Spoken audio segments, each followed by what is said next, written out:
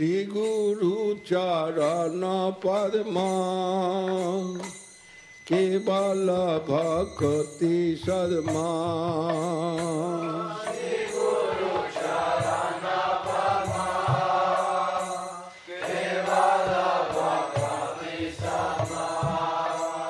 আরে বন্দ মুই সাবধান মতে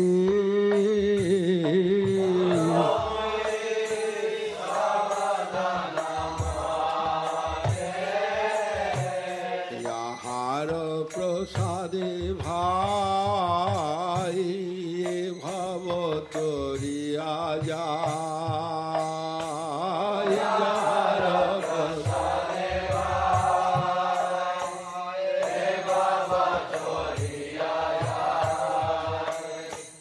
কৃষ্ণ প্রাপ্তি হয় যাহা হইতে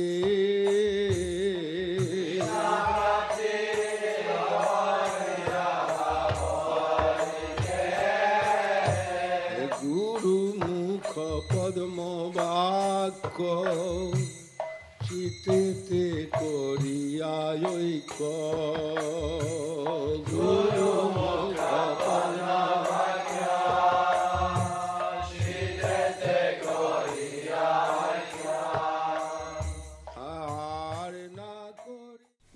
जय श्री श्री गुरु गौरांग गंधर्विका गिरिधारी गोपीनाथ। जय नित्य प्रसंग हितमाद भक्त सिद्धांत सरस्वती गोस्वामी प्रभुपाद की जय। जय नित्य प्रसंग हितमाद गौरी किशोरदास गोस्वामी महाराज की जय। जय नित्य प्रसंग हितमाद सच्चिदानंद भक्तिविनोद ठाकुर की जय। जय नित्य प्रसंग हितमाद वैष्णव सार्वभौम श्री जगन्नाथ दास बाबा जी महाराज की जय। जय श्री हरिनाम संकीर्तन की जाए। समवेत भक्त वृंद की जाए। गौर प्रेमानंद जाय श्री वृंदा देवी की जाए। वृंदा देवी कुंज की जाए। समवेत भक्त वृंद की जाए। गौर प्रेमानंद हरि हरि बोल। नमो यं विष्णुपादाय कृष्ण पृष्ठाय भूतले श्रीमते भक्ति सिद्धांत सरस्वती नामिने श्रीवार्षभानवी देवी दयिताय कृपाब्धये कृष्ण संबंध विज्ञान दायिने प्रभवे नमो। माधुर्योज्जल प्रेमार्थ श्रीरूपानुग भक्तिद श्री गौर करुणा शक्ति विग्रहाय नमस्तुते।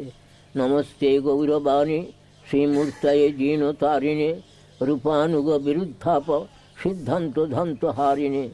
नमो गौर किशोराय साक्षात् वैराग्यमूर्तये विप्रलम्भर संबोधे पादाम्बुजाय ते नमो। नमो भक्ति विनोदाय सच्चिदानंद नामिने गौरशक्ति स्वरूपाय रूपानुगवराय ते।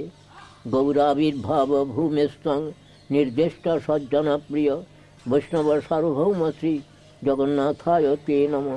वाञ्छाकल्पतरुभ्यश्च कृपा सिन्धुभ्य एव च पतितानां पावनेभ्यो वैष्णवेभ्यो नमो नमो। नमो महावदन्याय कृष्ण प्रेम प्रदाय ते कृष्णाय कृष्ण चैतन्य नाम्ने गौरतिसे नमो। हे कृष्ण करुणा सिंधो दीनबंधो जगत्पते गोपेश गोपिका कांत राधा कांत नमस्तुते। तप्त कांचन गौरांगी राधे वृंदावनेश्वरी वृषभानुसुते देवी प्रणमामि हरिप्रिये। श्रीश्याम सुंदरं कृष्णं राधालिंगित विग्रहं यशोदानंदन नौमि श्री गोपीजन वल्लभं। वृंदायै तुलसी देव्यै प्रियायै केशवस्य च विष्णुभक्तिप्रदे देवी सत्यवत्यै नमो नमः। जय वृंदावनावनिपते जय सोम सोममौले सनंदन सनातन नारदेव्य गोपीश्वर ब्रजविलासी जुगांग्रि पद्मे प्रतिं प्रजत्नितरांग निरपाधिकांग में कात्यायनी महामाये महायोगे नदीश्वरी नंदगोपुसुतं देवी पतिंगनेकपुरते कुरुते नमः। जय श्री श्री गुरु गौरांग गंधर्विका गिरिधारी गोपीनाथ। जय श्री श्री वृंदा देवी। जय श्री श्री वृंदावन धाम धमवासी भक्तवृंद सकलेई जागयुक्तं नाम ब्रह्म जययुक्त हूँ, नाम ब्रह्म सेवक भक्तबृंद जययुक्त हूँ, सकलकेই যথাযথ অভিবাদন করি, সকলেই প্রসন্ন হন। ভক্ত গোষ্ঠী সহিত গৌরাঙ্গ জয় জয়, শুনিবে চৈতন্য কথা ভক্তি লভ্য হয়। সমবেত ভক্তবৃন্দ আমি সকলকেই যথাযোগ্য অভিবাদন করি, সকলেই প্রসন্ন হন। আপনাদের কৃপা হলে কিছু ভগবত কথা জিহ্বায় স্ফূর্তি পাবে। আপনারা সকলেই আমি সকলেরই কৃপা প্রার্থনা করছি। আমাদের শ্রীমদ্ ভাগবতে বলছেন, ভাগবত বুঝি হেন যার আছে জ্ঞান, সে না জানে কবু ভাগবতের প্রমাণ। আমরা ভাগবত বুঝতে পেরেছি, এই প্রকার মনে মনে যদি কোনো দম্ভ থাকে তাহলে সে কখনো ভাগবতের কোনো কথা বুঝতে পারে না। সুতরাং আপনারা সকলেই আমাকে কৃপা করুন যেন মনে কোনো দম্ভ প্রবেশ না করে। মায়া নানা প্রকার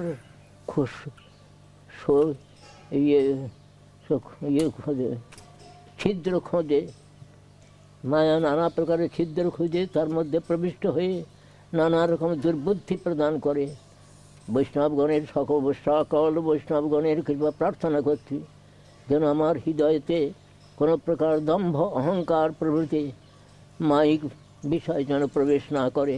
আপনারা সকলেই কৃপা করুন। গরুড় পুরাণে শ্রী ভাগবত মাহাত্ম্য সম্বন্ধে বলছেন, অর্থয়ং ব্রহ্মসূত্রাণাং ভারতার্থ বিনির্ণয় গায়ত্রী ভাষ্যরূপসৌ বেদার্থ পরিবৃংহিত। অর্থাৎ ব্রহ্মসূত্র হলো বেদান্ত, হলো উপনিষদ। 11খানি উপনিষদ হলো ঈশ, কেন, কঠ, প্রশ্ন, মুন্ডক, মান্ডুক্য, ঐতরীয়, তৈত্তরীয়, শ্বেতশ্বতর আর ছান্দোগ্য, বৃহদারণ্যক। এই 11 এই 11খানি উপনিষদের সার মর্ম নিয়ে ব্রহ্মসূত্র হয়েছে। এই ব্রহ্মসূত্রের তাৎপর্য গ্রন্থ হলেন শ্রীমদ্ ভাগবত। শ্রীমদ্ ভাগবতেও দ্বাদশ স্কন্ধের শেষে বলছেন, সর্ববেদান্ত সারং হি শ্রী ভাগবতমৈষ্যতে। সমস্ত বেদান্তের সার গ্রন্থ হলেন শ্রীমদ্ ভাগবত।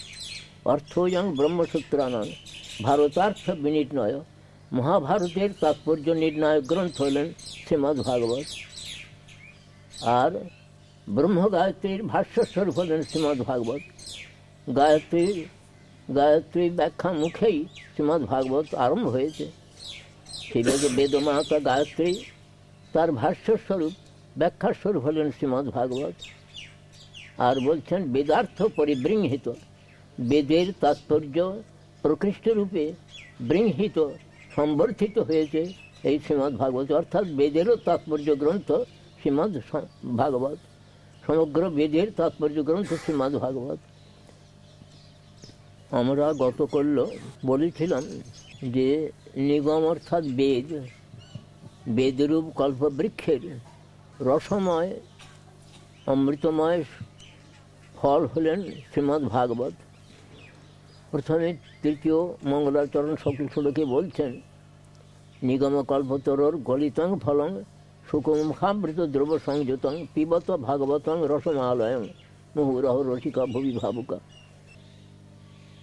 রসবিশেষ ভাবনা চতুর ভক্তবৃন্দ, আপনারা সুখমুখামৃত দ্রব সংযুত এই নিগম বেদরূপ কল্পতরুর পরিপক্ক রসময় অখণ্ড রসময় ফলস্বরূপ যে শ্রীমদ্ ভাগবত, তাকে পিবত পান করুন, এটা বলছেন।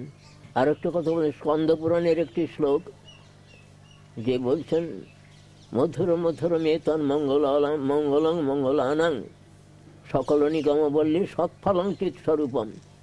তাতে বলছেন যে সমস্ত বেদ কল্পলতিকার চিন্ময় নিত্য ফলস্বরূপ হলেন শ্রীমদ্ ভাগবত। সুতরাং ওই ভাগবতে আবার নামমহিমা গান করেছেন। সেই ভাগবত এবং নাম এইটি হল বেদকল্পতরুর দুইটি ফল জানাচ্ছেন। একটি ফলকে পান করতে বলছেন, আর একটি ফলকে কীর্তন করতে বলছেন। কোন ফলটাকে পান করতে বলছেন? পিবত ভাগবত রসমালয়ং। নিগম কল্পতরুর যে ভাগবত সুখমুখামৃত দ্রব্য দুটো সংযোজন ফল বললেন, একটা ফল হলো নাম, নাম, সেই নামটি কীর্তন করতে বললেন। কোনটাকে আর সুখমুখামৃত দ্রব্য সংযোজন যে শ্রীমদ ভাগবতমকে পান করতে বললেন। পান করতে বলতেন, রসময়, অখণ্ড রসময় ফল। এই শ্রীমদ্ ভাগবতে গতকাল আমরা বলেছি যে প্রথিত কৈতব পরমধর্ম বর্ধিত হয়েছে, সবই পুংসাং পরধর্ম যত ভক্তির অধক সজে অহৈতুক প্রতিহতা জয়াত্মা সুপ্রসিদতি। এখানে বলছেন যে শ্রীমদ্ ভাগবতে অধক সজে ভক্তি, অতীন্দ্রিয় যে ভগবান, তাহাতে সে ভক্তিটি কী প্রকার না অহৈতুকী, কোনো হেতুরহিতা নয়, হেতুরহিতা ভক্তি, কোনো হেতুমূলা নয়, হেতুরহিতা ভক্তি। আর অপ্রতিহতা, কোনো বিঘ্নের দ্বারা অভিভূত না হয়, যেটি বিঘ্নের দ্বারা অনভিভূতা, এমন যে ভক্তি, সেই ভক্তি জীবমাত্রেরই পরমধর্ম। শ্রীমদ্ ভাগবত ষষ্ঠ স্কন্ধে অজামিল উপাখ্যানেতে বলা হয়েছে যে এই ভক্তিটি কী প্রকার সেটি বলে। এতাবান এব লোকেস্মিন পুংসাং ধর্ম পরস্মৃত ভক্তিযোগ ভগবতী তন্নাম গ্রহণাদিভি, সেটা প্রকাশ করে বলছেন যে ইহলোকে এতাবান লোকেস্মিন জীবমাত্রেরই পরমধর্ম, এইটি হলো পরমধর্ম বলা হয়েছে। এতাবানে লোকেস্মিন পুংসাং ধর্ম পরস্মৃত। আর সেইটি কি না ভক্তিযোগ, ভগবানেতে ভক্তিযোগ, সেই ভক্তিটা কী প্রকার না নাম সংকীর্তন প্রধান। এতাবান এব লোকেস্মিন পুংসাং ধর্ম পরস্মৃত ভক্তিযোগ ভগবতী তন্নাম গ্রহণ আদিবি। তার নামগ্রহণ আদি বলে বলছে, নাম সংকীর্তন আদি, তার নাম সংকীর্তনই প্রধান, প্রধান ভক্তি। সেই নাম সংকীর্তন প্রধান যে ভক্তি, ভক্তিযোগ, তাহাই জীবমাত্রেরই পরমধর্ম। এই বলে অজামিল ওখানে বহু নামের মহিমা কীর্তন করেছেন। প্রহ্লাদ মহারাজ নবধা ভক্তির কথা বলেছেন, গতকাল বলেছে। সেই নবধা ভক্তির মধ্যে নাম সংকীর্তনকেই মহাপ্রভু প্রধান বলেছেন। শ্রী সনাতন গোস্বামী পাদ নাম সংকীর্তনকে বলছেন বলিষ্ঠ শ্রেষ্ঠ সাধন। কৃষ্ণ প্রেম লাভের বলিষ্ঠ শ্রেষ্ঠ সাধন হলেন নাম সংকীর্তন। তার আর একটা কথা বলেছেন পরমাকর্ষ মন্ত্রবৎ। মন্ত্র যেমন আকর্ষণ করে নিয়ে আসে, যেমন চুম্বক লোহাকে আকর্ষণ করে, তেমনি মন্ত্র যে আকর্ষণ করে নিয়ে আসে, সেই প্রকার পরমাকর্ষ মন্ত্রের ন্যায় এই নাম সংকীর্তন তিনি প্রেম ধর্ম প্রদান করেন না। কিন্তু সেই নাম সংকীর্তন কীভাবে করতে হবে সেইটি আজকে আমরা একটু আলোচনা করব। এই নাম গ্রহণ করতে হলে পদ্মপুরাণে বলেছেন 10টি অপরাধ শূন্য হয়ে এই নাম গ্রহণ করতে হবে। আমাদের শ্রী গুরুপাদ পন্ড যখন আমাদেরকে হরিনাম প্রদান করেন, সেই সময়তে এটা বলে দিয়েছিলেন যে 10 অপরাধ শূন্য হয়ে এই নাম গ্রহণ করবে।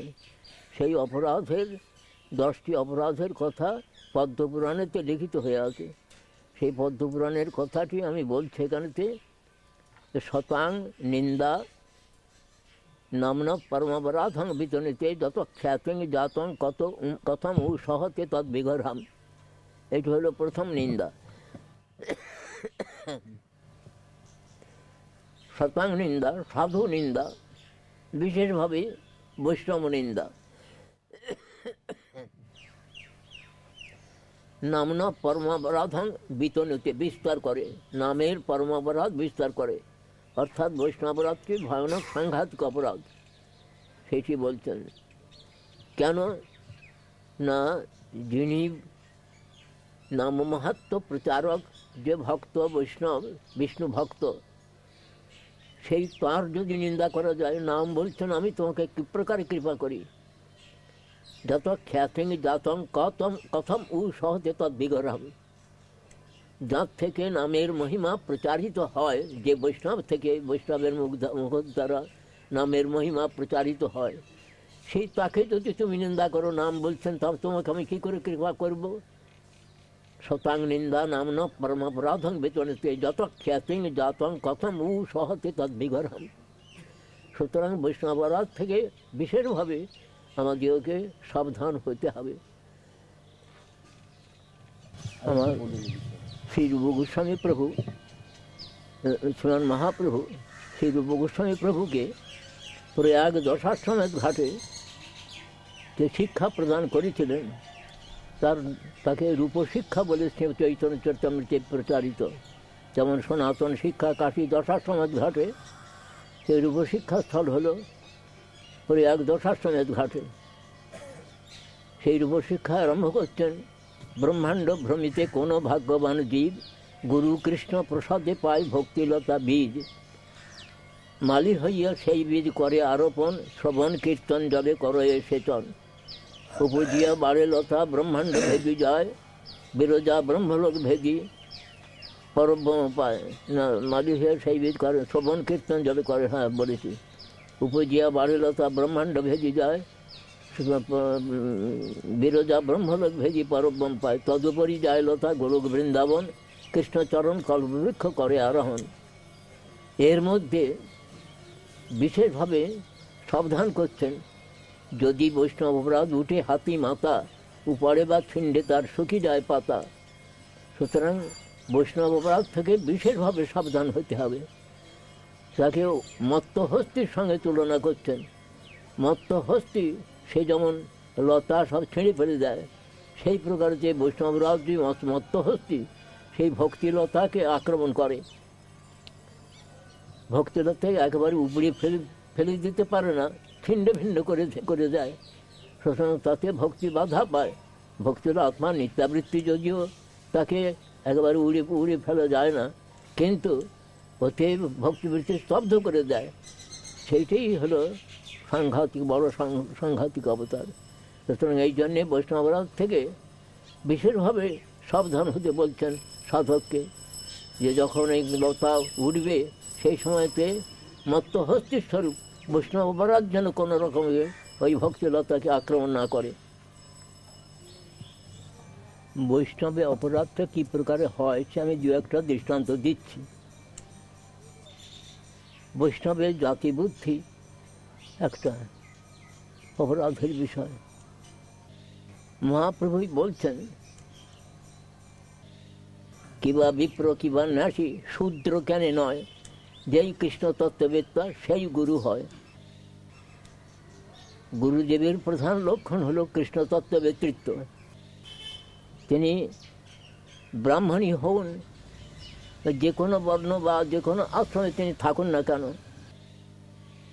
তিনি যদি কৃষ্ণ তত্ত্ববিদ হন তাহলে তাঁরই গুরুত্ব এটা স্বীকার করতে হবে। আর বৈষ্ণবের কথা বলছেন, নিচ জাতি নহে কৃষ্ণ ভজনে অযোগ্য, সৎকুল বিপ্র নহে ভজনের যোগ্য। যেই ভজে সেই বড় অভক্তহীন ছাড়, কৃষ্ণ ভজনে নাই জাতি কুলাদি বিচার। বর্ণাশ্রম ধর্মের কোনো বিচার কৃষ্ণ ভজনের মধ্যে নাই। যদি আমরা সেই বৈষ্ণবে জাতিবুদ্ধ করতে যাই, বৈষ্ণবের লেখাপড়া কতটুকু জানেন না জানেন এই দেখতে যাই, তার কতটুকু টাকা পয়সা কি আছে না আছে দেখতে যাই, সমাজে তার কী প্রকারই আছে দেখতে যাই, এ তো আমাদের বৈষ্ণব বিচার হবে না। বৈষ্ণব চরণে অপরাধ করে ফেলে দেব। যে কোনো কুলে বৈষ্ণব জন্মগ্রহণ করতে পারেন, কিন্তু তাকে ওই সমস্ত সব কুলধন নিয়ে এই সমস্ত বিচার করতে হবে না, সেটা বলছেন। তথাপি ওর সর্ববন্ধ সর্বশাস্ত্রী কহে, তিনি সকলের বন্ধনীয়। তিনি চণ্ডাল কুলে উদ্ভূত হলেও তিনি সদ্গুরু পদাশ্রয়ে যদি বিষ্ণু মন্ত্রে দীক্ষিত হয়ে তিনি যদি বিষ্ণু পূজা পরায়ণ হন, তাহলে তাঁর বৈষ্ণবতা স্বীকার্য। এটা শাস্ত্রেও বলছেন, গৃহীত বিষ্ণু দীক্ষাক বিষ্ণু পূজা পরোনর, বৈষ্ণব অভিহিত অভিজ্ঞই ঋতরস্মাৎ অবৈষ্ণব। তিনি শূদ্র করে উদ্ভূত হলেও তিনি যদি এই প্রকারের দীক্ষা গ্রহণ করেন, বিষ্ণু মন্ত্রের দীক্ষা গ্রহণ করে বিষ্ণু পূজা পরায়ণ হন, তবে তাকে বৈষ্ণব বলে স্বীকার করতে হবে। তিনি যেহেতু ব্রাহ্মণে তার কুলে জন্মগ্রহণ করেছেন, তার বিষ্ণু পূজায় কোনো অধিকার নাই, শালগ্রাম শিলা স্পর্শে কোনো অধিকার নাই, এ সমস্ত নানা রকম সব প্রশ্ন যারা ব্রাহ্মণেতর, যারা কি বলে, যারা ব্রাহ্মণের মধ্যে মাত্র ব্রাহ্মণ প্রভৃতি আছেন, তারা সব নানা প্রকার আপত্তি উত্থাপন করেন যে কেন শূদ্র, তারা কেন শালগ্রাম স্পর্শ করবে, এই সমস্ত আপত্তি। এটা হরিভক্তি বিলাসে স্পষ্ট করে লিখেছেন সনাতন গোস্বামী, যেখানে দেখবেন যে শালগ্রাম শিলা পূজাং বিনা যে অশ্নাতি কিঞ্চন সচাণ্ডালাদি বিষ্ঠাং আকল্পং জায়তে কৃমি, যে তার অর্থ হলেই শালগ্রাম শিলা পূজা ব্যতীত যিনি কিছু যিনি গ্রহণ করেন খান, তিনি চণ্ডালাদি বিষ্ঠায় কল্পকাল পর্যন্ত কৃমিকীট হয়ে জন্মগ্রহণ করেন। শালগ্রাম শিলা পূজাং বিনা যে অশ্নাতি কিঞ্চন সচাণ্ডালাদি বিষ্ঠাং আকল্পং জায়তে কৃমি।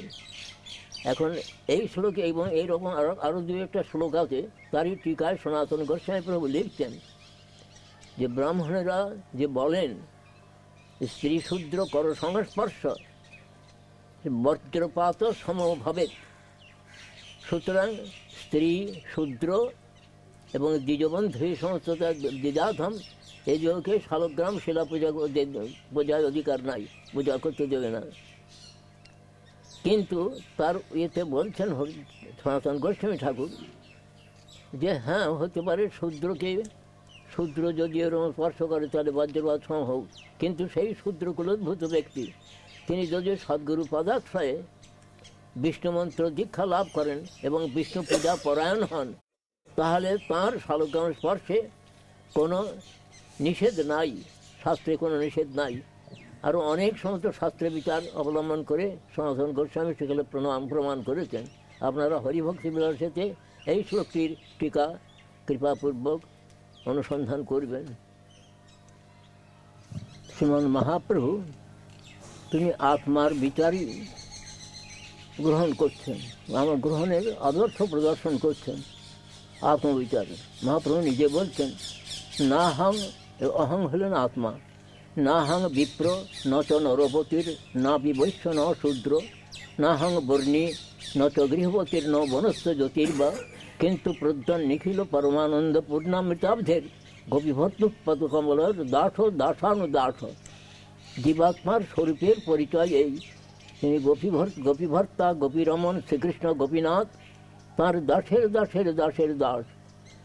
যতদিন পর্যন্ত তার এই প্রকার অনুভূতিটা না হয়, আত্মার তত্ত্বজ্ঞান এই প্রকারে অনুভব না করতে পারে জীব, ততক্ষণ পর্যন্ত তার অন্য রকমের বিচার হতে পারে।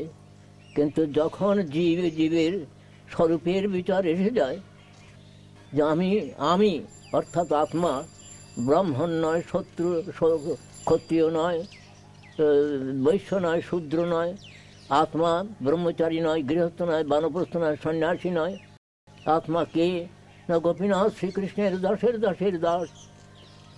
তা আমি কি সর্বনাশ করেছি, আমি সেই কৃষ্ণ পাতমা ভুলে গিয়ে আমি কি করেছি? যখন তার এই প্রকার অনুতাপ আসে, সেই অনুতাপেতে যখন সেই অনুতাপেতে তার সমস্ত সে সব শুদ্ধ হয়ে যায়, তার আর অশুদ্ধতা থাকে না। যখন জীবের অনুতাপ আসে, মহাপ্রভু সনাতন গোস্বামীকে করে বলছেন জীবের স্বরূপ হয় কৃষ্ণের নিত্যদাস, কৃষ্ণের তটস্থা শক্তি ভেদাভেদ প্রকাশ। জীবের স্বরূপ বিচার যখন জীবের মনের মধ্যে আসে এবং তার জন্য তার অনুতাপ আসে, কেন বা ভজিন মায়া করে হায় হায়, এইরকম হায় হায় যখন তার মনের মধ্যে অনুতাপ আসে, তখন কৃষ্ণ তারে দেন চিৎশক্তির বল, মায়া আকর্ষণ ছাড়ে হইয়া দুর্বল। এটা শ্রীমান মহাপ্রভু তিনি কোনো কৃষ্ণ ভজনে জাতকুলের বিচার কিছু করেন নাই। শুধু দেখা যাচ্ছে কেন করেন নাই না, জীবাত্মা নিয়েই তো সব সমস্ত বিচার আমাদের। এই শরীরটা নিয়ে আমরা কথা বলতে যে কথা ঠিক মনে করতে যে এই শরীরটাই বুঝি আত্মা, তা তো নয়। এই শরীরটার মধ্যে সেই আত্মা বলতে একটি সূক্ষ্ম জ্যোতির মতন একটি আছে, সেইটি থাকার জন্যে এই সমস্ত সব কর্ম করছে, এগুলো সব কর্ম করছে। তো সেইটি যখন মানুষের অনুভূতির বিষয়ে যে আমি অর্থাৎ আত্মা, আমি কৃষ্ণ দাসানুদাস, তখন তো তার আর অশুদ্ধতা থাকে না। তো সেই জন্য বলছেন অর্চে বিষ্ণব শিলাধীর গুরুসু নরমতির বৈষ্ণবের জাতিবুদ্ধির বিষ্ণুর বা বৈষ্ণবানাং কলিমলমথনে পাদতীর্থ অম্বুদ্ধি। সেই বিষ্ণুর নামনি মন্ত্রে সকল কলুষহে শব্দ সামান্য বুদ্ধি। বিষ্ণু সর্বেশ্বরে সেই তদিতর সমধীর্যস্ব বা নারকীশ্বর। এরা নরকগতি লাভ করেন, নারকীয় বিচার এটি দেখাচ্ছেন। অর্চনীয় যে বিষ্ণুমূর্তি, তাতে যদি শিলাবুদ্ধি, সাধারণ পাথর বুদ্ধি যদি করা যায়, শালগ্রামে পাথর বুদ্ধি যদি করা যায়, গিরিধারীতে পাথর বুদ্ধি যদি করা যায়, গোবর্ধন শিলাতে পাথর বুদ্ধি করা যায়, তাহলে নরকগতির বিচার হয়ে গেল, তার নরকগতি। এই অর্থে বিষ্ণু শিলাধীর গুরুসু নরমতি, গুরুদেবেতে সদ্গুরু পদ্ম আশ্রয় করে, গুরুতে যদি মনুষ্য বুদ্ধিতে বলা যায় ও ইনি ব্রাহ্মণ নয়, তা পাথর ঠিক করে খাওয়া যাবে না, এই সমস্ত নানা সব কদর্য বিচার আসে মানুষের, তাহলে তার গুরুপদাশ্রয় তো চলে গেল। গুরুকে অবজ্ঞা করে ভগবান তার প্রতি চিরকালের জন্য অসন্তুষ্ট হলেন। কেননা সুদামা বিপ্রের উপাখ্যান আমরা দেখতে পাই, মহাপ্রভু বলছেন, কৃষ্ণ বলছেন সুদামার সখাকে, তার গলা ধরে বলছেন যে ভাই, না হম ইজ্জা প্রজাতিভ্যাং তপসৌপ সমেন বা তুষ্যাং সর্বভূতাত্মা গুরু শুশ্রূষয়া যথা। আমি গুরু সেবার দ্বারা যেমন প্রীত হই, এমন আমি এই সমস্ত বর্ণাশ্রম ধর্ম সুষ্ঠুভাবে পালন করলে তাতে আমি সন্তুষ্ট হই না। নিজে গুরু সেবার আদর্শ প্রদর্শন করলেন স্বয়ং ভগবান। সুদামা বিপ্রের সঙ্গে সারা রাত সমস্ত বিকেলবেলা গিয়েছেন, মস্ত বড় একটা কাঠের বোঝা নিয়েছেন, কাঠের বোঝা নিয়ে বাড়ি আসবেন সন্ধ্যের আগেই, এর মধ্যে একবার আকাশ ঘনঘটাচ্ছন্ন হয়ে গেল, হয়ে যে সমস্ত সব বনভূমি প্লাবিত হয়ে গেল। শুধু জল বৃষ্টি নয়, তার সঙ্গে শিলাবৃষ্টি, ঝড়, এই সমস্ত সব হয়ে সব সারা দিন সেই কাঠের বোঝা মাথায় করে সারা রাত্রি দুই সখা কৃষ্ণ সুদামাকে বলছেন, ভাই তোর মনে আছে এই কথা? তো হ্যাঁ, কেন মনে থাকবে না ভাই, এই সারা রাত্রে স্বয়ং ভগবান কৃষ্ণ, তিনি অনন্ত কোটি বিশ্ব ব্রহ্মাণ্ডের কারণ যিনি, সর্বকারণ যিনি, তিনি আমাদেরকে এই আদর্শ প্রদর্শন করছেন। কেন নয়, গুরুতে যদি কোনো প্রকার মর্তবুদ্ধি হয়ে যায় তাহলে সর্বনাশ হয়ে যাবে, তাহলে আর সাধন ভাধন কিচ্ছু হবে না, এটি বলছেন।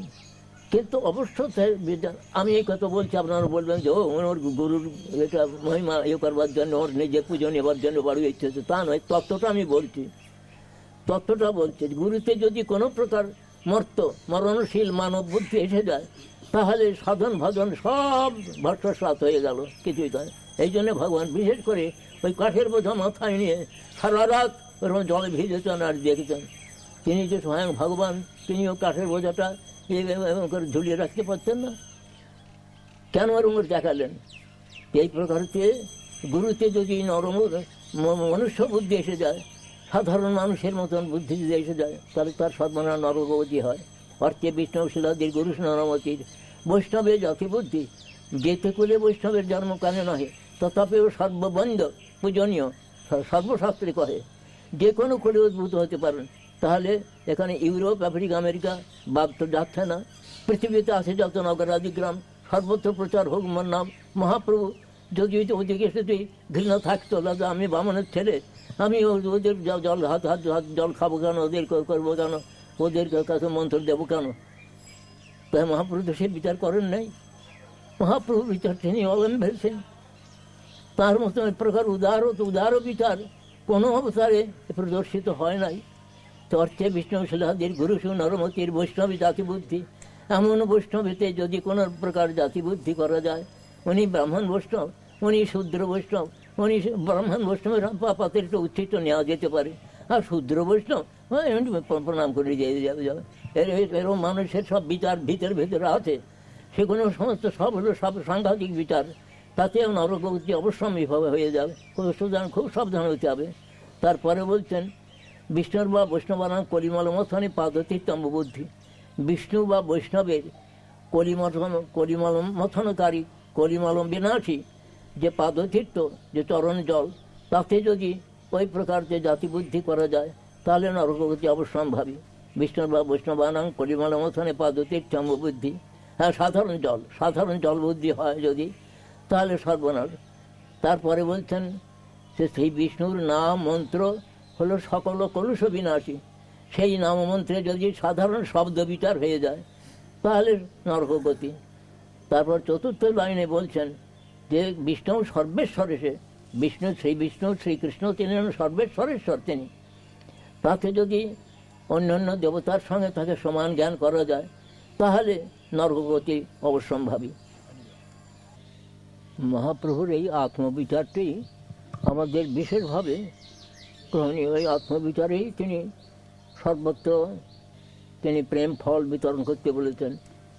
সেই আমরা চৈতন্য চরিতামৃতের আদি অষ্টম পরিচ্ছেদে বোধহয় হবে যে মহাপ্রভু প্রেম ফলের বাগান করেছেন, নিজে মালি হয়েছেন, হয়ে নবদ্বীপে প্রেম ফলের বাগান করেছেন। প্রেম ফল পাকি পড়ে মালি আস্বাদ হয়, আর তিনি মালি প্রেম ফল তিনি আস্বাদন করছেন আর বলছেন, একা মালি আমি কাহা কাহা যাব, একা বা কত ফল পাড়িয়া বিলাবো, অতএব মালি আজ্ঞা দিলা সবাকারে, যাহা তাহা প্রেম ফল দেহ যারে তারে, খাইয়া হোক লোক অজরে অমরে, সুখী হইয়া লোক মোর গাহিবে কীর্তি ইত্যাদি। ভারত ভূমিতে হইল মনুষ্য জন্ম যার, জন্ম সার্থক করি করো পরোপকার। নিজে প্রেম ফল আস্বাদন করে প্রেম ফল বিতরণ করো, তাতে কোনো জাতিকুলের বিচার করতে হবে করবার কথা মহাপ্রভু বলছেন না। এই প্রকারকে বৈষ্ণব অপরাধের সম্বন্ধে বলে, যে বৈষ্ণবের সম্বন্ধে এই কথাটা বললাম কীরকম করে অপরাধ হয়, এইটা বলতে গিয়ে কটা কথা একটু বেড়ে গেল। তারপরে বলছেন, শতাং নিন্দা নামনা পরম অপরাধং বিতনেতে যত খ্যাতিং জাতং কত মুখ সহতে তৎ বিঘরহম। অর্থাৎ একটা আছে যে পরম মঙ্গলময় যে বিষ্ণু, তার নাম রূপ গুণ লীলাদি বিষ্ণুর থেকে পৃথক নয়। আর একটা অর্থ হয়েছে যে শিব একটা জায়গায় মঙ্গলময় বলা হয়েছে, মঙ্গলময় বিষ্ণুর যে নাম রূপ গুণলীলা বিষ্ণুর থেকে পৃথক নয়, এই একটা অর্থ। আর একটা হচ্ছে শিবাদি দেবতাকে বিষ্ণুর থেকে স্বতন্ত্র জ্ঞান করতে হবে না। কীরকম জ্ঞান করতে হবে না, শিবাদি দেবতা ব্রহ্মা শিব প্রভৃতি দেবতা তারা সকলেই কৃষ্ণ কিঙ্কর। মানে শিব আবার বৈষ্ণবানাং যথাসম্ভব, শিবের বৈষ্ণবতা অধিকরূপে বিচার করা হয়েছে। এই যে শিবস্ব সেই বিষ্ণুর গুণনামাদি সকল ধিয়া ভিন্নং পশ্যে, সকল হরিনামাহিত করো। যিনি শিবকে বিষ্ণুর থেকে একটা পৃথক ঈশ্বর জ্ঞান করেন, যেমন স্মার্তেরা তাঁরা পঞ্চপাশকী, পাঁচজন দেবতাকে তাঁরা পরমেশ্বর বলেন। সূর্য পরমেশ্বর, গণেশ পরমেশ্বর, শিব পরমেশ্বর, শক্তি পরমেশ্বর, বিষ্ণু পরমেশ্বর। কিন্তু আমাদের বলা হয় যে বিষ্ণুই পরাৎপর বস্তু। যারা বিষ্ণুকে অন্য দেবতার সঙ্গে সমান জ্ঞান করবে তারা পাষণ্ডী হয়ে যাবে, একথা বলছেন। হরিরেব সদারাধ্য সর্বদেবের সরেশ্বর ইতরে ব্রহ্মরুদ্রাদ্যা নাবজ্ঞা কদাচন। হরি নিত্যারাধ্য, কিন্তু ব্রহ্মরুদ্র দেবতা তাঁরই সেবক হয়ে তাঁরই কৈঙ্কর্য করতেন, সুতরাং তাঁদেরও কখনো অবজ্ঞা করতে হবে না। কিন্তু যস্তু নারায়ণং দেবং ব্রহ্মরুদ্রাদি দৈবতই সমত্বে নৈব বিক্ষেত স্বপাষণ্ডী ভাবে ধ্রুবং। কিন্তু নারায়ণের সঙ্গে ব্রহ্মরুদ্রাদি দেবতাকে যদি এক সিংহাসনে একমত বিচার করা যায় তাহলে তাকে পাষণ্ডী হতে হবে। তাকে কিছু ব্রহ্মা রুদ্রাদি তারা কৃষ্ণের কিঙ্কর, এই বিচারেতে কোনো দোষ হবে না, তারা কৃষ্ণ কিঙ্কর, কৃষ্ণ সেবক। তারপরে হয়েছে গুরুর অবজ্ঞা শ্রুতিশাস্ত্র নিন্দনম তথার্থবাদ হরিনামনি কল্পনাম। গুরুর অবজ্ঞা, গুরু অবজ্ঞার কথা আমাদের অনেক বলা হয়ে গেল। গুরুপাদ পদ্মকে সাধারণ মরণশীল মানব বুদ্ধি করতে হবে না। তিনি কী প্রকার তো আপনারা সকলেই জানেন, আমি একটু মনে করিয়ে দিচ্ছি। যেমন বিশ্বনাথ চক্রবর্তী ঠাকুর তিনি গুরুবর্ষকে বলছেন যে সাক্ষাৎ ধরিত্বেন সমস্ত শাস্ত্রের উক্ত তথা ভাবতে বসদ্ভি, কিন্তু প্রভুর প্রিয় তস্য বন্দে গুরুশ্রী চরণ অরবিন্দম। যে গুরুদেবকে সাক্ষাৎ ভগবান, অবতার নয়, স্বয়ং অবতারী, স্বয়ং ভগবান ব্রজেন্দ্র নন্দন, সেই কৃষ্ণই যন্ত্র বিষয় বিগ্রহ কৃষ্ণই, তিনিই গুরুরূপে অবতীর্ণ হন। কীভাবেতে না, কৃষ্ণ হলেন বিষয় বিগ্রহ, সেই বিষয় বিগ্রহ কৃষ্ণই আজ আশ্রয় বিগ্রহ ভক্তরূপ ধারণ করে তিনি অবতীর্ণ হয়েছেন আমাকে নিজে আচরণ করে শিক্ষা দেওয়ার জন্য। শ্রী বিগ্রহারাধন নিত্য নানা শৃঙ্গারতন মন্দির মার্জনাদৌ যুক্তস্য ভক্তাংশ নির্জন যত বন্দে গুরু শ্রীচরণ অরবিন্দ ইত্যাদি নিজের আচরণ করে জীবকে শিক্ষা দিচ্ছেন গুরুদেব।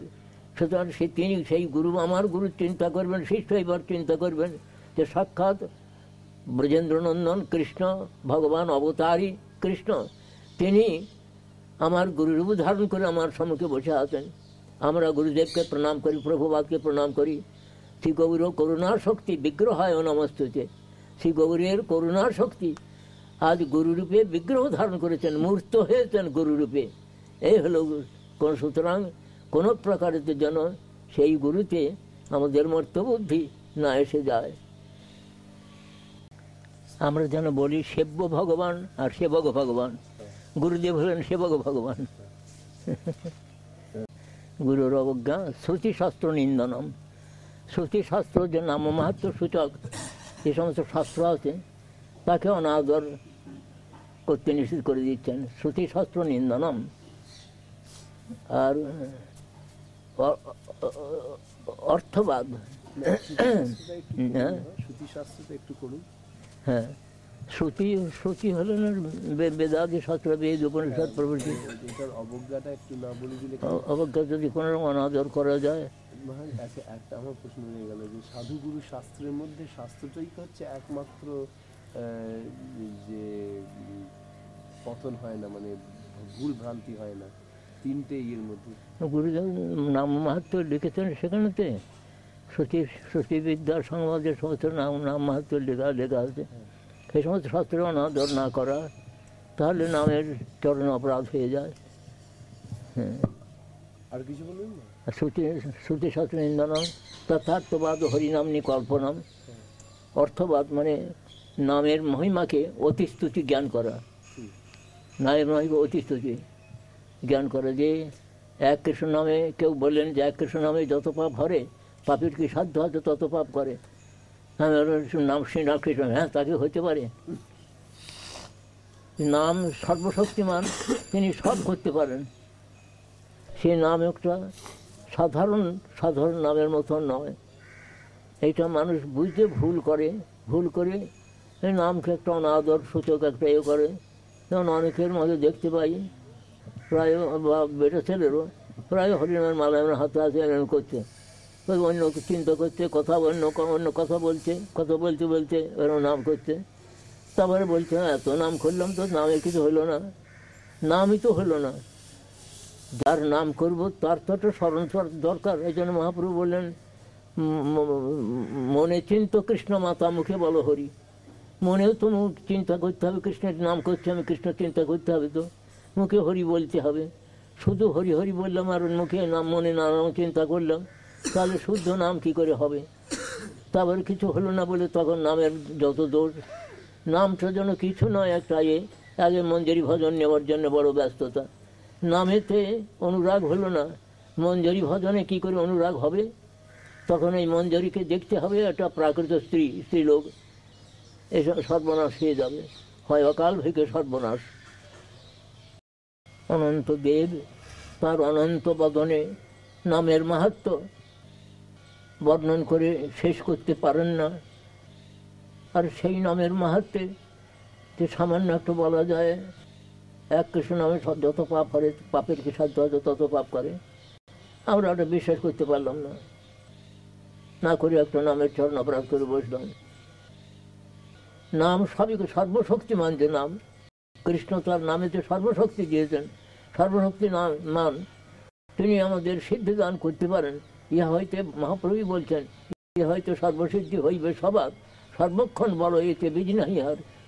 কি ভোজনে, কি শয়নে, কি বা জাগরণে, অহর্নিশে চিন্ত কৃষ্ণ বলহ বদনে, অহর্নিশে চিন্ত কৃষ্ণ বলহ বদনে। যথার্থবাদ হরিনামনি কল্পনাম। হরিনামেতে কাল্পনিক অর্থ করা।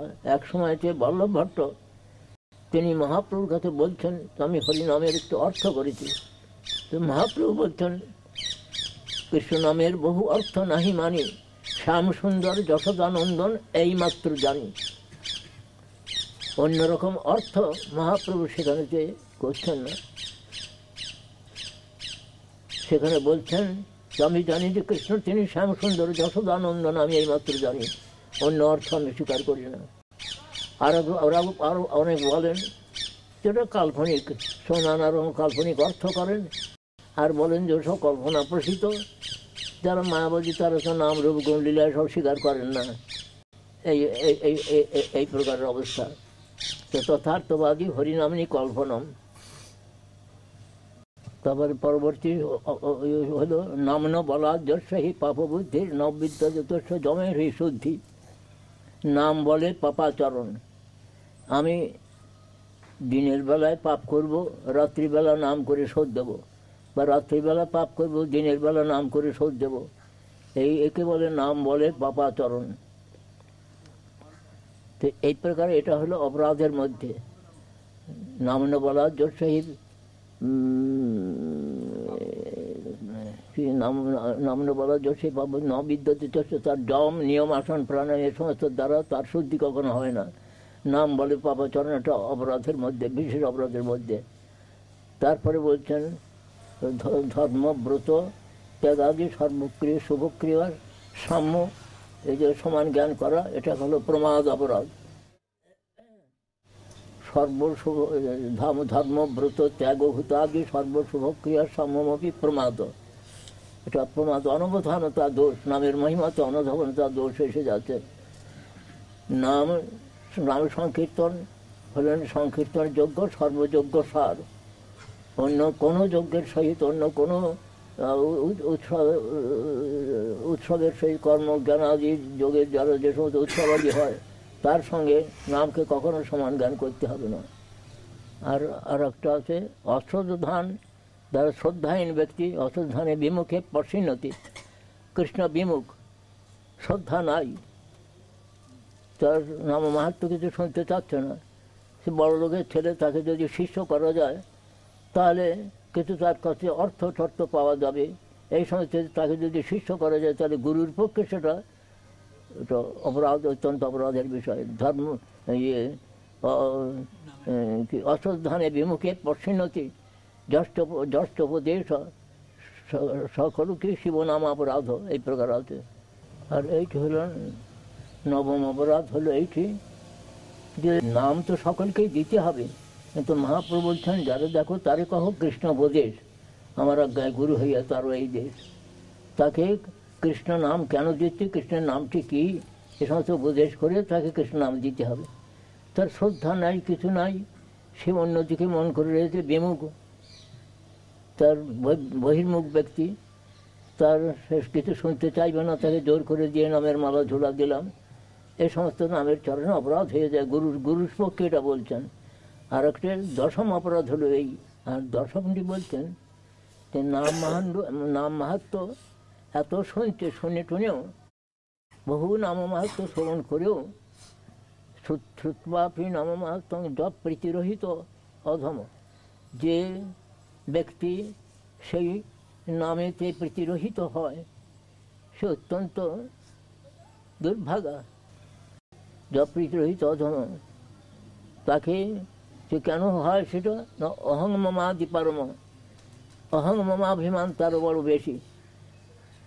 নানা রকম অহং মমাভিমান, আমি ব্রাহ্মণ, আমি পণ্ডিত, আমি কুলীন, আমি এই সমস্ত নানা রকম সব অহংকার টহংকার আসে। অহং মমাদি পরম নামনি সোপি অপরাধকৃত, নামের চরণের সেও অপরাধ করে বসে। এটা হলো দশম অপরাধ, সে সাংঘাতিক অপরাধ। এত মাহাত্ম পুনঃ শ্রবণ করতে সমস্ত যত সব এর কথা নারণ করে সেটা অগ্রাহ্য করে, সে নামের চরণে মহা অপরাধী হয়।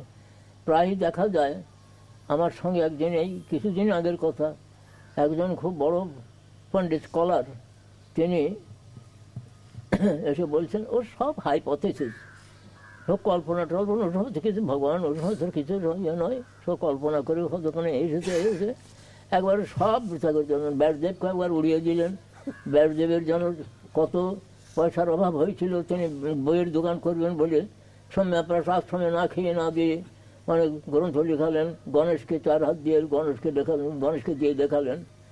এ জন্য কোনো মূল্য নাই, ব্যাসের কোনো মূল্য দিচ্ছে না। যা নিয়ে আমাদের ভারতের, যা নিয়ে বৈশিষ্ট্য, পারমার্থিক ভারতের বৈশিষ্ট্য যা নিয়ে ব্যাসদেব কী করলেন, 4 ভাগে বেদ, 4 ভাগে বিভক্ত করলেন, ইতিহাস পুরাণ এ সমস্ত রচনা করে মনে সুখ পাচ্ছেন না। তারপরে আবার এই শ্রীমদ্ ভাগবত তারপর সংশোধন করে সেই সভা আবার সুখদেবকে পড়ালেন। সুখদেব সেইটা পরীক্ষিত মহারাজকে শোনালেন। সুখ পরীক্ষিত সংবাদ আবার উগ্রশ্রবা সুত গোস্বামী আবার নবমী চরণে 60,000 ঋষিকে বললেন। ক্রমে ক্রমে যেই পড়া হচ্ছে, এর কোনো মূল্য নাই, মূল্য দেন না তারা। তা আমাদের এই যে কিছু কেউ বিজ্ঞান পড়ুন বা যাই করুন এই সমস্ত করে, এইগুলোরই বহুমানন আছে, এই পরমার্থের কোনো বহুমানন নাই। এটা বড় দুঃখের কথা। আর একটি বিশেষ কথা এই যে নাম তো সর্বশক্তিমান, আবার কৃষ্ণ হইতেও নামের মহিমা অধিক কেন না, নামের কৃপা অত্যধিক বেশি। এটা শ্রী রূপ গোস্বামী প্রভু তাঁর নামাষ্টকে তো এটা বলছেন। বাচ্চং বাচক মিত্তে দেইতি ভবত নাম স্বরূপোদ্যায়ং পূর্বস্মাৎ পরমে মহান্ত তত্রাপি করুণং জানিমহে যস্তস্মিন বিহিত অপরাধনে প্রাণী সমন্তাৎ ভাবে দাক্ষিণে যম পার্শ্ব ছবি সদানন্দামুদম মজ্জতি।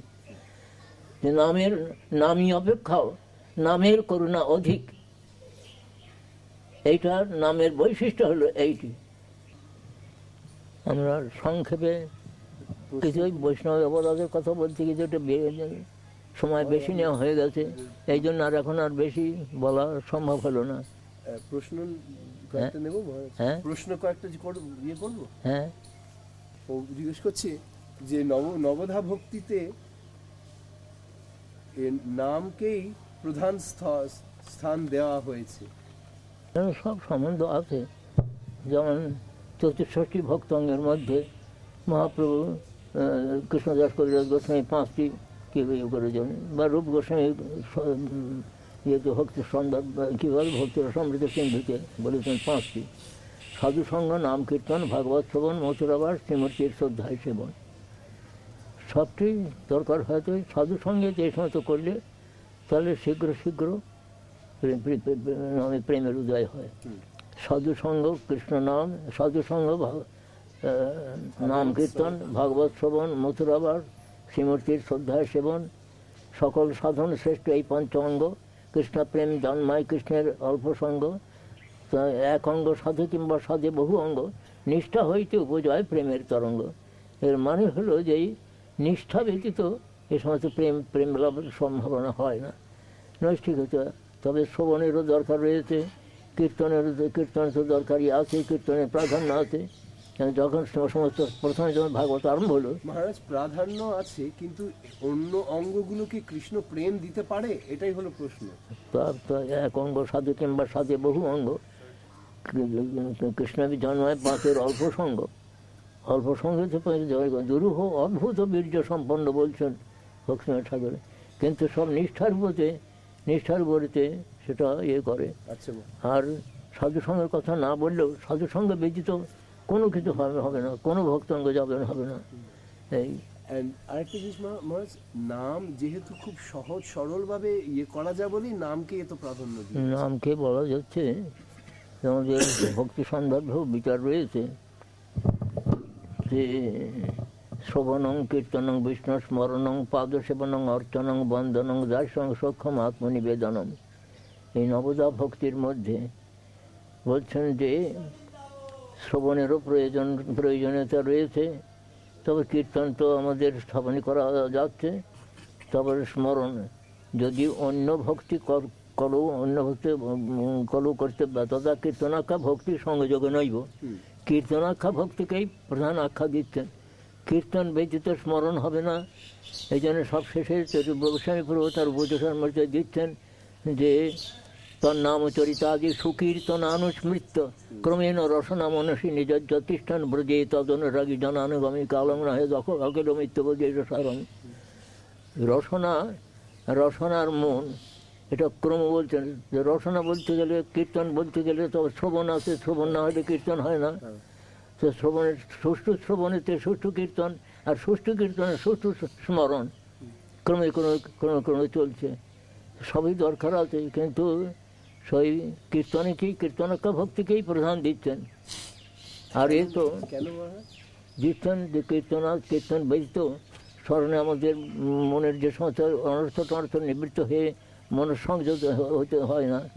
কীর্তন করতে করতে করতে করতে স্মরণাখ্যা ভক্তির ইয়ে হবে।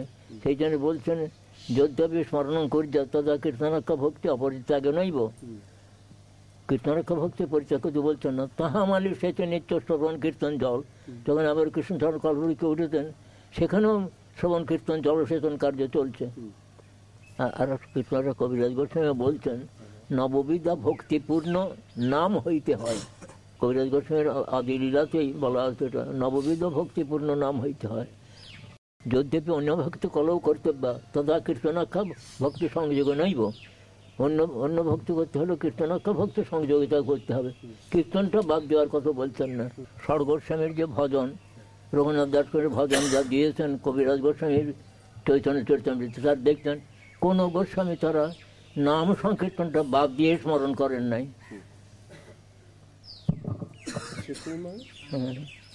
গৌর প্রেমানন্দে হরি হরি বল। জয়ম বিষ্ণুপাদ পরমহংস পরিব্রাজকাচার্য অষ্টতর শত শ্রী শ্রীমদ ভক্তি প্রমোদ পুরী মহারাজ কি জয় সচ্চিনন্দন সুরমুনি বন্দন ভবভয় খণ্ডন জয় জয় সচ্চিনন্দন সুরমুনি বন্দন ভবভয় খণ্ডন জয়